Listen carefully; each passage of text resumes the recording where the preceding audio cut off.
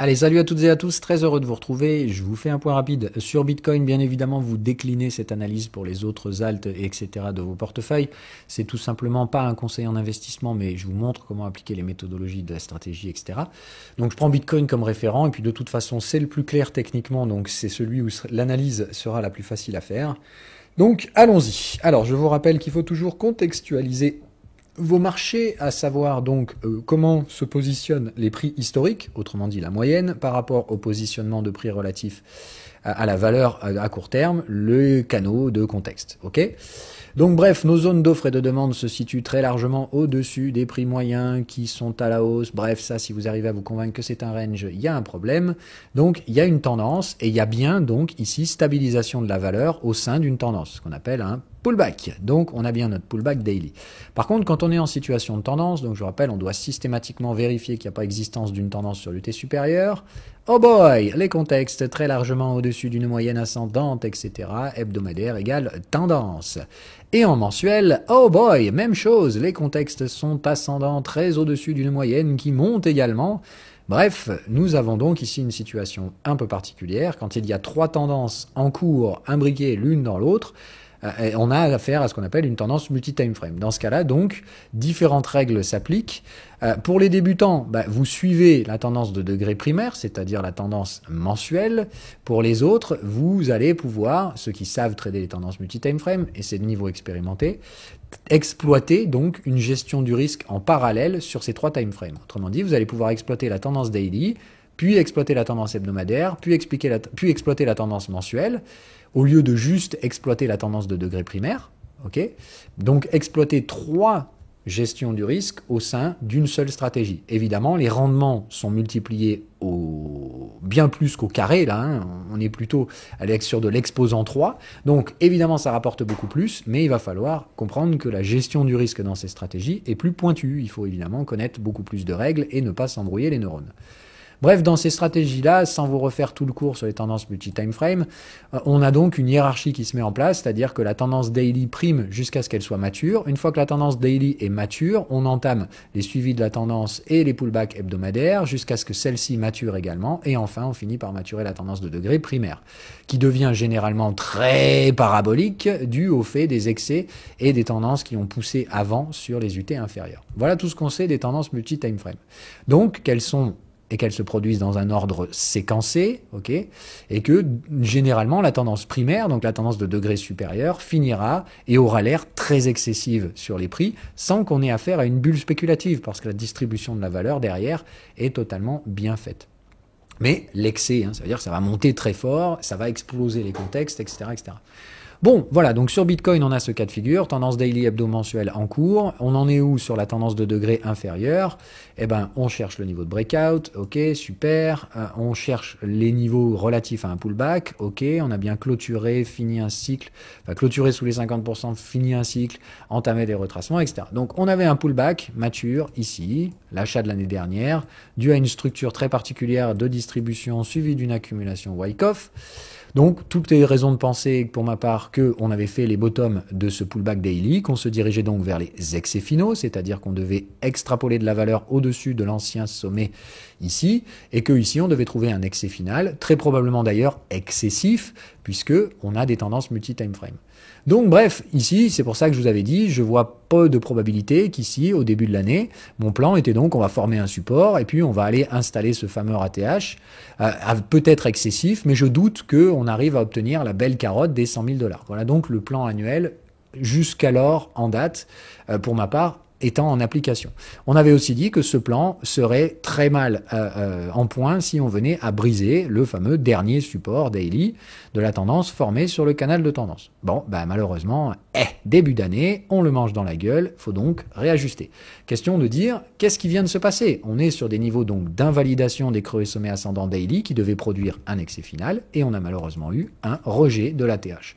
Très brutal, puisque donc ici, il n'y a pas du tout de constitution de pullback, on ne vient pas rejeter le canal de tendance, donc Première des choses, il n'y a pas de tendance baissière, bordel de merde. Il faut rester rationnel.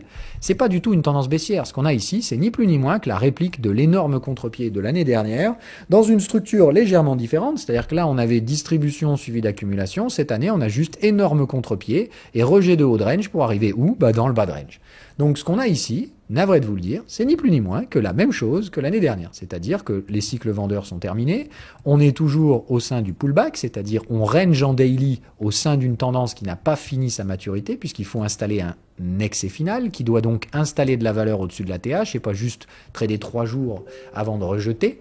Donc, qu'est-ce qu'il nous reste à faire? Toujours le même excès final. Autrement dit, ici, on a donc un range qui s'est étendu plus longtemps que prévu et qui a une structure assez particulière, puisqu'ici, on a ce qu'on appelle un range dynamique. C'est-à-dire qu'au sein de la tendance, les creux et sommets restent ascendants. Autrement dit, on a quand même réussi à déborder l'ancien creux, l'ancien sommet, et pour l'instant, et jusqu'à nouvel ordre, le creux qu'on est en train de former se trouve au-dessus du précédent.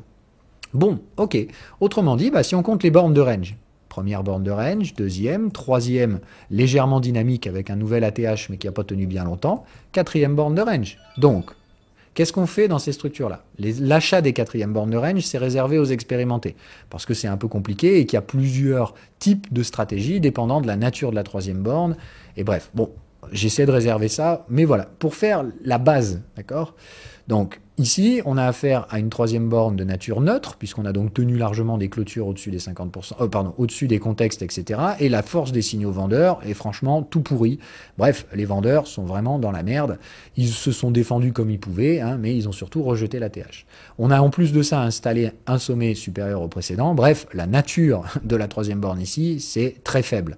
Donc, on recherche une quatrième borne, normalement dans les contextes, ok, mais ici, on n'a pas eu de signaux de tendance. Ok, donc c'était bien la seule chose qu'il fallait noter, c'était de dire, je vous avais dit, cette zone-là m'intéresse, mais c'est vrai qu'elle manque encore d'un signal, etc. Donc on reste prudent, ça pourrait aller, mais clairement la gestion du risque est très favorable. Comme on l'avait vu, le dernier signal l'année dernière avait donné un très beau bottom. Bon, cette année, non, on se mange un petit repli de plus, et qu'est-ce qu'on a? Merde, l'algo il détecte de nouveau que la cassure baissière ici est très intéressante pour positionner la borne d'un range. Autrement dit, la quatrième borne ici, techniquement et stratégiquement parlant, elle aurait dû rebondir ici. Bon, je vous rappelle, niveau de gestion du risque, on utilise à peu près la taille du canal de tendance pour gérer son risque. Bref, on est très loin des réels niveaux d'invalidation sur l'achat de la quatrième borne pour les expérimenter. Ça, c'est un petit contre-pied, c'est un petit peu de gestion du risque, mais ça ne déclenche pas nécessairement d'invalidation. La quatrième borne, on est toujours en train de la chercher, et clairement, je reste acheteur de ce marché.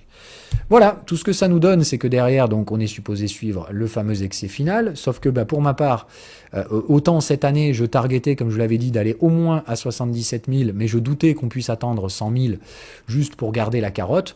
Autant là, très sincèrement, vu la nature du range, je pense qu'on n'aura aucun mal à éventuellement atteindre ces 100 000 $, puisque je vous laisse apprécier l'amplitude de la vague qu'il va falloir reproduire. Donc, je pense qu'il est d'autant plus possible maintenant, cette année, que les 100 000 $ soient débordés. Voilà.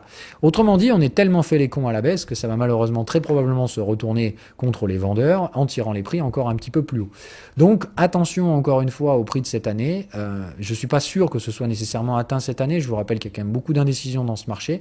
Mais j'ai malheureusement toujours ce sentiment que les atteintes baissières qu'on vient de connaître, à moins évidemment qu'elles se poursuivent durablement, à partir du moment où BTC reprendra le fameux support qu'il fallait pas casser, les 40 000, ça mettra fin à cette structure de consolidation et ça entérinera tout simplement les risques baissiers. Et à ce moment-là, la disparition des risques baissiers va très probablement réouvrir très rapidement les potentiels haussiers. Les cycles sont favorables, les signaux de la quatrième borne sont franchement là pour les spéculateurs. Autrement dit, personnellement, je ne vois pas de risque baissier. Voilà. Alors oui, ça peut continuer de baisser, qu'on soit bien d'accord. La quatrième borne de range étant maintenant de nature neutre, la prochaine zone spéculative à l'achat se trouve en clôture sous les contextes. Contextes qui sont donc mis à jour à la vente. Donc pour moi maintenant, prochain achat Bitcoin, il faut attendre des clôtures daily sous 31 500 $. Je vous l'ai dit, j'ai toujours du cash à dispo, donc perso, moi, si on va retaper en clôture daily sous les 30 000 $, je remettrai encore une partie de mon cash d'épargne en Bitcoin, puisque de toute façon, je continue de trader jusqu'à nouvel ordre la stratégie de stagflation, c'est-à-dire des hauts niveaux d'inflation, une faible croissance, dans lesquels, franchement, garder du cash sur des comptes qui rémunèrent que dalle, c'est pas très intelligent. Donc, je continue donc de transférer une partie de mon épargne en Bitcoin, à condition d'avoir des prix attractifs. Donc, pas de nouveaux achats Bitcoin pour ma part, sauf si on va taper sous les 30 000 $, ou en tout cas dans cette zone, vous l'avez compris. Voilà le délire, donc je reste haussier, oui, navré. Alors pour l'instant, le petit contre-pied en cassure de la zone des 40 000, je reste toujours dubitatif. Je ne peux pas non plus l'annihiler, c'est-à-dire je ne peux pas tout simplement dire ça ne s'est pas produit, donc ça n'envoie pas de message. Je reste ouvert, évidemment, à la probabilité d'une invalidation, parce que celui qui pense connaître l'avenir ou celui qui n'a qu'un plan, eh bien ce n'est pas du trading. Donc oui, l'invalidation reste potentielle. Mais pour ma part, que ce soit Metric On-Chain qui prouve toujours que l'adoption se poursuit en termes de nombre d'adresses actives, en termes de distribution, en termes d'accumulation des gros capitaux sur des adresses qui sont vieilles. Bref, autrement dit, j'ai vraiment beaucoup de mal à croire au narratif baissier. Maintenant, tout peut changer d'avis, bien entendu. Raison pour laquelle, pas d'effet de levier pour ma part sur ces stratégies-là. J'achète en spot et comme je vous l'ai dit, c'est une stratégie d'investissement, de transfert de valeur entre fiat et crypto, à condition d'avoir des prix attractifs.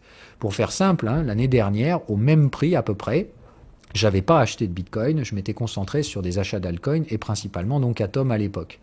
Cette année, ces prix me sont reproposés, je pensais clairement pas que ce soit le cas. J'ai toujours du cash dispo. Cette année, il me semble que saisir ça comme une opportunité pour reprendre un peu de Bitcoin n'est pas si stupide. Voilà, donc mise à jour des scénarios hebdomadaires. Je voulais le faire parce que c'était nécessaire. Évidemment, donc décliner ce type d'analyse sur l'ensemble des altcoins. Mais moi, donc, ceux qui m'intéressent sont ceux qui ont produit des pullbacks sur les unités de temps daily, que ce soit comme Atom sur des overlaps, etc. Mais tous les jetons qui sont sur des niveaux de repli daily en maintenant des tendances haussières daily hebdomadaires sont les jetons qui m'intéressent. Ce sont les jetons que vous connaissez, à savoir donc Solana, Link, BNB, Monero, voilà, enfin tous les trucs qui gardent des structures de tendance, Matic, voilà, tous ces trucs-là sont les jetons qui m'intéressent pour ce cycle. À vous d'en faire votre propre analyse. Je ne veux pas évidemment vous donner à bouffer, ce serait bien trop... ce serait bien loin des idéaux que je veux transmettre ici.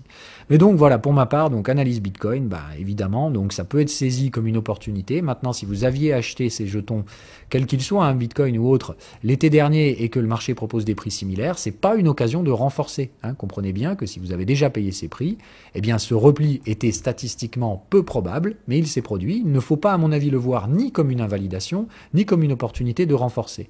Je n'y vois pour ma part que un rattrapage pour ceux qui n'auraient pas investi l'été dernier, et dans ce cas-là, on vous propose les mêmes prix. Alors évidemment, psychologiquement parlant, c'est très dur pour ceux qui ont acheté l'année dernière, puisque ça fait donc plusieurs mois qu'ils attendent, et que malheureusement, les prix similaires leur sont proposés, et donc on se dit, ah ouais, mais du coup, puisque ça revient chercher mes prix, c'est que ça va aller plus bas, etc. Donc non, vous laissez pas bourrer le mou, il y a des tendances, donc voilà.